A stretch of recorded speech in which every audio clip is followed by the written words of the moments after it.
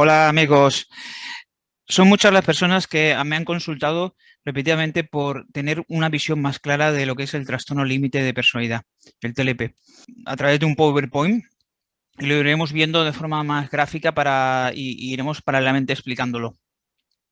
Veréis como al final entendéis algo que a muy pocos llega al alcance, ya no solo a nivel social como también a nivel de los profesionales, porque queda por descubrir mucho sobre este trastorno y cómo afecta a la sociedad en aquellas relaciones que pasa desapercibido y se valoran como relaciones tóxicas, pero también en el mundo profesional, donde repetidamente vemos trastornos de personalidad en gente famosa, en gente que se suicida, gente con depresiones recurrentes o gente que se engancha a las drogas. Y haremos un breve énfasis sobre todo en la clínica, en la sintomatología, para que podáis detectarlo a tiempo.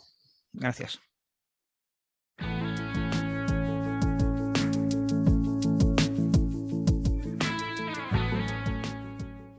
Al cabo de los años, al igual que existían diagnósticos en psiquiatría como la homosexualidad definida en el DSM-2R y ya en el DSM-3 rectificada, veremos que también pasa con los trastornos de personalidad, que no quedan claramente diagnosticados porque se han de diagnosticar con una perspectiva dimensional, cuantitativa.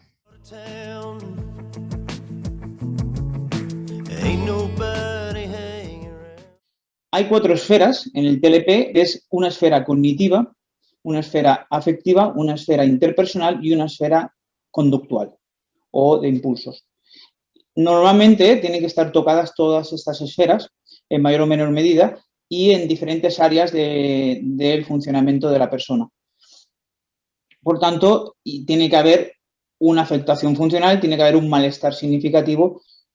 Como vemos, dentro de los trastornos de personalidad, ¿dónde está ubicado el TLP? Pues está ubicado dentro de los inestables, los que llamamos volubles, dramáticos. Por eso coinciden muchos síntomas, vistos desde el punto de vista categorial, vamos a ver que se confunde muchísimo, porque en otros trastornos de personalidad también se dan casi los mismos síntomas, y por eso es fácil confundir un trastorno límite con un antisocial, como vemos aquí, con un histriónico o con un narcisista. Incluso a veces se confunde con otros clústeres más alejados, como es con un paranoide, porque también tienen síntomas paranoides, o con el clúster C, por ejemplo, con un trastorno dependiente. Es frecuente ver diferentes trastornos de personalidad en un límite diagnosticado de 3 o 4 trastornos, porque ya digo que cuando se diagnostica de forma categorial podemos concurrir en el error de no darle importancia más a un síntoma que a otro, porque queda por descubrir los síntomas más nucleares del trastorno límite, aunque ya más o menos, como veremos ahora, se sospechan que tiene muchísimo que ver, si tuviéramos que resumirlo, con la inestabilidad emocional y con la impulsividad, todo ello en un contexto de frustración relacional o de rechazo.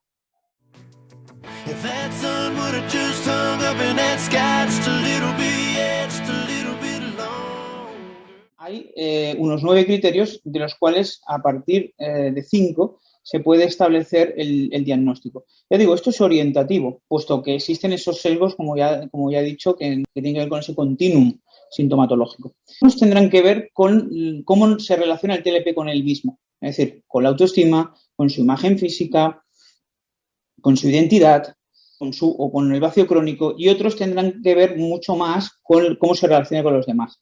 Por tanto, ahí estará más el miedo al abandono, estará mucho más los conflictos interpersonales, el manejo de las emociones negativas o de la ira. Otra clasificación es en cuanto a qué es más biológico o qué es más psicosocial. Por ejemplo, lo más biológico tiene que ver con la impulsividad, con lo temperamental, con las microcondiciones paranoides, con la sensitividad, con la hipersensibilidad, hiperreactividad y lento retorno, lo que llamamos la tríada de la disregulación emocional. Y luego hay otros síntomas que tienen mucho más que ver con la parte psicosocial. Por ejemplo, es las relaciones interpersonales, el miedo al abandono, esta ira que se reproduce a veces por mecanismos de defensa reactivados, por experiencias previas.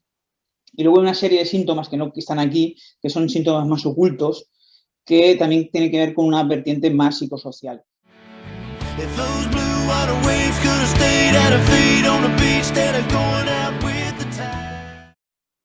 se habla de medias de entre 1,6 hasta llegar hasta el 6% en diferentes poblaciones.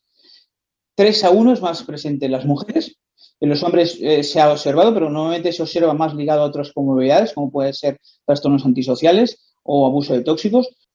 Los comportamientos suicidas es lo más llamativo, y las autolesiones, porque son 40 veces mayores a la población general. Por tanto, cada vez que vemos en urgencias una sobreingesta medicamentosa o un intento de suicidio o cortes por venoclisis en las muñecas, pues tenemos que sospechar de que detrás haya un trastorno límite de personalidad. Y, o no, los que lo consiguen. Las tasas de suicidios elevadísimas, del 10%.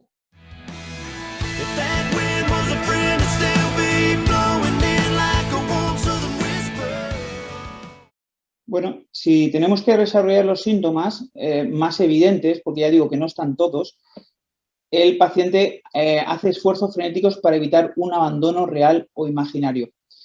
Es decir, de forma sutil, cada vez que la persona sospeche o tenga mínimas pruebas de que va a ser rechazada, que va a ser frustrada o que va a ser realmente totalmente abandonada, el chip que aparece en el cerebro de esa persona es ya de solitud y abocación al vacío y completo abandono, y se va a reproducir otra vez lo que le ha pasado en la infancia y seguramente no tenga ningún tipo de reversibilidad, y esto va a ser para siempre.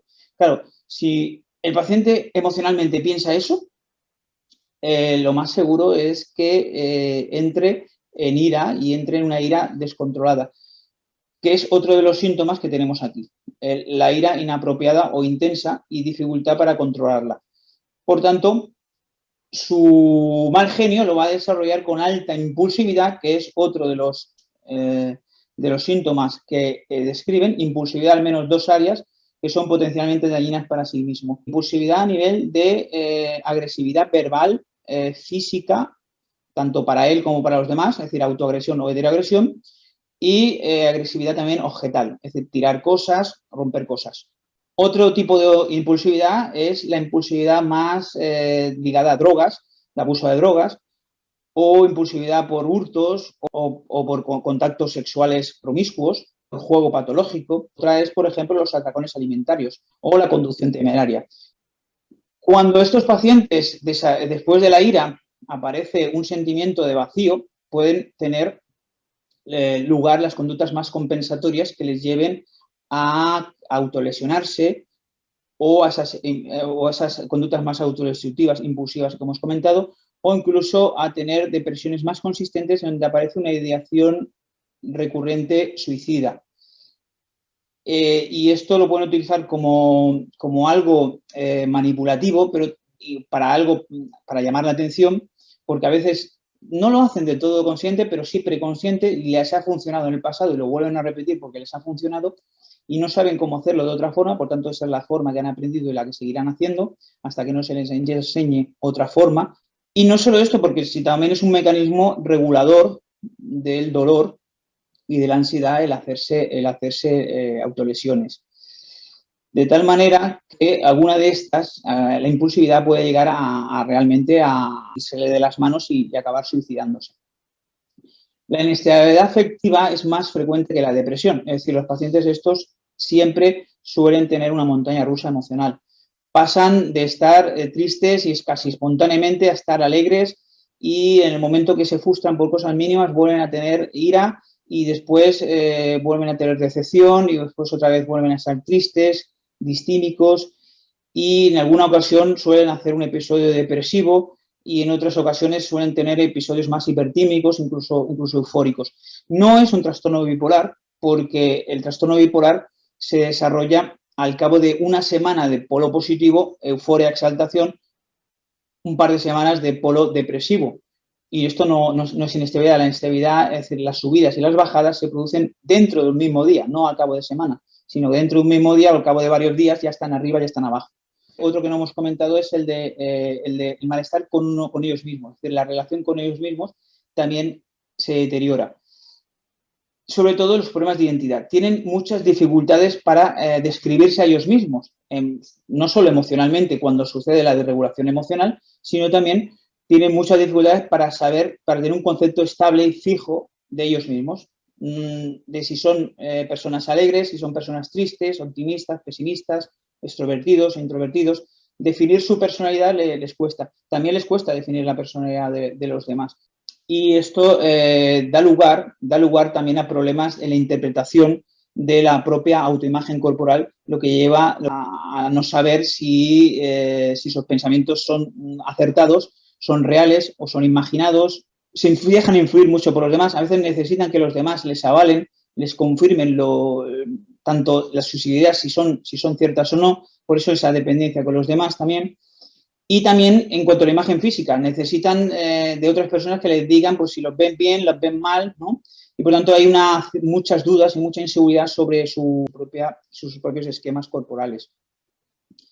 Por último, ya hablaremos de la ideación paranoide transitoria que estos pacientes desarrollan cuando aparece una sospecha, ya sea con base real o imaginaria, acaban alcanzando una reactividad tan elevada y un cierre de la inseguridad tal para reducir un poco la ansiedad, lo que acaban haciendo es un cuadro micropsicótico. Es decir, cuando todo es un caos y todo es confuso, ellos tienen que poner una certidumbre, aunque sea ficticia. Esta persona es mala, esta persona me quiere hacer daño. Esas distorsiones cognitivas se convierten no en distorsiones, sino en ideas microdelirantes, micropsicóticas, que normalmente, a diferencia de los psicóticos, estas desaparecen cuando la regulación emocional vuelve otra vez a la línea basal, vuelven a estar regulados, la ideación suele otra vez remitir. Es cuando piden perdón o se dan cuenta de que les sucede algo. Tener episodios depresivos, en el 71% de los casos, trastornos de ansiedad, trastornos de estrés postraumático, trastornos de conducta alimentaria como anorexia o bulimia, trastornos por abuso de sustancias, alcohol, coca, cannabis, trastornos por déficit de atención e hiperactividad. Hay una gran comorbilidad con todos estos trastornos.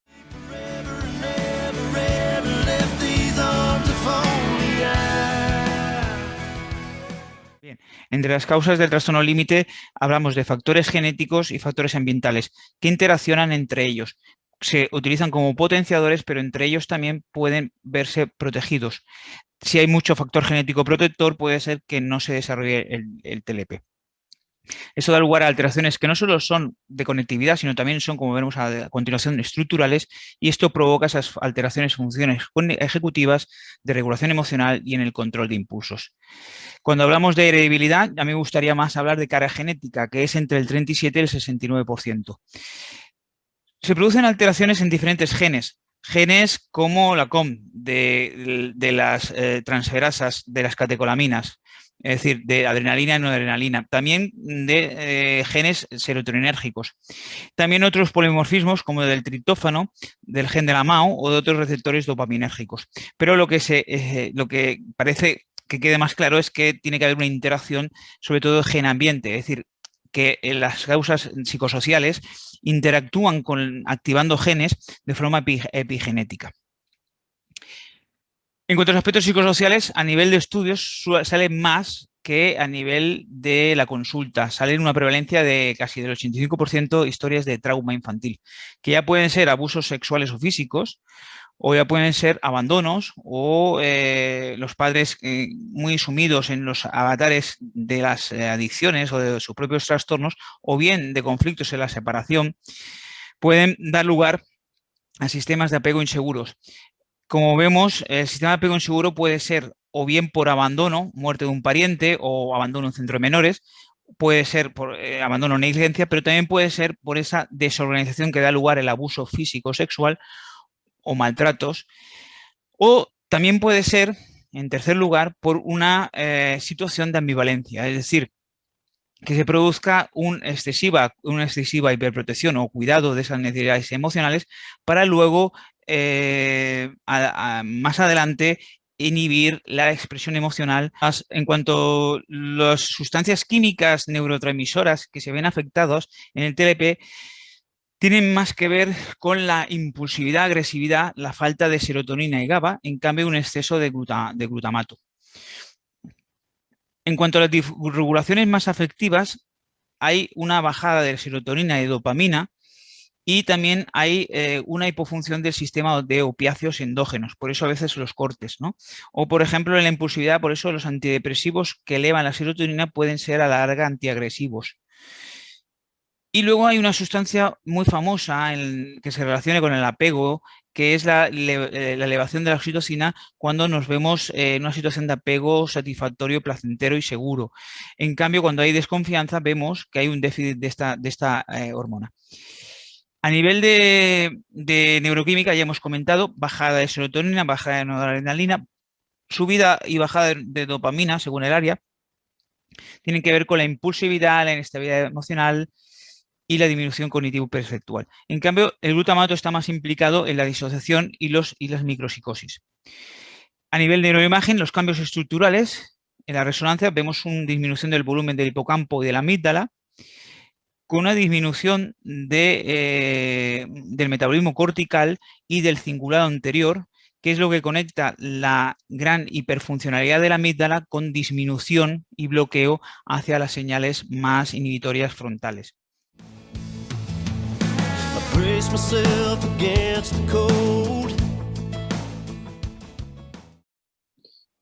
¿Cuál es el tratamiento farmacológico? Pues no hay un tratamiento farmacológico específico, pero sí se combaten los síntomas para atenuarlos, sobre todo al principio cuando el paciente tiene mucha impulsividad, mucha agresividad o sintomatología suicida o consumo de drogas. Por tanto, para la inestabilidad afectiva, lo que más nosotros empleamos es eutimizantes tipo antiepilépticos, como puede ser la lamotrigina, se utiliza mucho. El Lepakine, lo que pasa en mujeres por el efecto teratogénico, no está limitado. Y el topiramato se utiliza más cuando hay un problema de comorbilidad con bulimia. La impulsividad con cualquier neuroléptico se puede mejorar, pero sobre todo el topiramato es el de elección. Para los síntomas más cognitivos o microparanoias se utilizan sobre todo los que tienen que ver con los antipsicóticos. Estos son los que ponemos aquí, ripivrazolazapina como ejemplo, pero cualquier antipsicótico a dosis bajas ha podido demostrar la disminución de estos síntomas. Y para los problemas interpersonales, yo diría que el que ha demostrado mejorías sobre todo es el valproato, que es el que ha demostrado mejorías en todas las 4 esferas, pero con esta limitación que llamamos teratogénica, sobre todo en mujeres, y pensando que las pacientes TLP son mujeres jóvenes, pues está bastante limitado. Pero es de esperar que tratando la inestabilidad afectiva, estos otros de aquí también mejoren. Tratamiento psicológico, pues, digamos, está el primero, el DBT. Marshall Allenham fue la precursora de este tratamiento. El tratamiento DBT es la terapia dialéctico-conductual, es la que más estudios en PubMed tiene, es la que mejor funciona a largo plazo y es la que se emplea sobre todo en TLP convencional grave. Es decir, aquello que queremos controlar, sobre todo la impulsividad y la regulación emocional. Cuando el paciente está en una fase más avanzada o más estabilizada o sobre todo predominan más las disfunciones interpersonales, entonces utilizaremos la MBT, que es la terapia de la mentalización de Fonagy. El paciente desarrolla habilidades en cómo piensa el otro. Es una especie de habilidades para la telepatía, por decirlo así, para entendernos a todos. Y luego hay otras dos que también se emplean mucho, es la terapia basada en la transferencia de Kemper, pero yo la recomendaría mucho más para cuando existen traumas, porque es una terapia un poquito más agresiva, muy vinculada a la transferencia que demuestra el paciente con el terapeuta, donde se reproducen todos esos sintomatologías que tienen más oculta, más inconsciente, y se va a desarrollar, se va a abordar a través del propio terapeuta. Es como de alguna manera los síntomas que tiene fuera de reproducirlos in vivo con el terapeuta. Lo dejaría para, digamos, para cuando hay un paciente más disociado, donde ha habido una historia más traumática de abuso sexual, una historia más grave en la infancia. Y luego está el desarrollo de Gunderson, que es un tratamiento general que va muy bien porque es un manejo médico basado en los compromisos, en los contratos terapéuticos, en las llamadas telefónicas, en el soporte y en la validación. Esto es mucho más reproducible a nivel de un centro de salud mental en lo que los profesionales no están del todo formados en las otras terapias. Muchas gracias por la atención. Espero que os haya gustado la presentación y que lo tengamos todos mucho más claro. Hasta la próxima.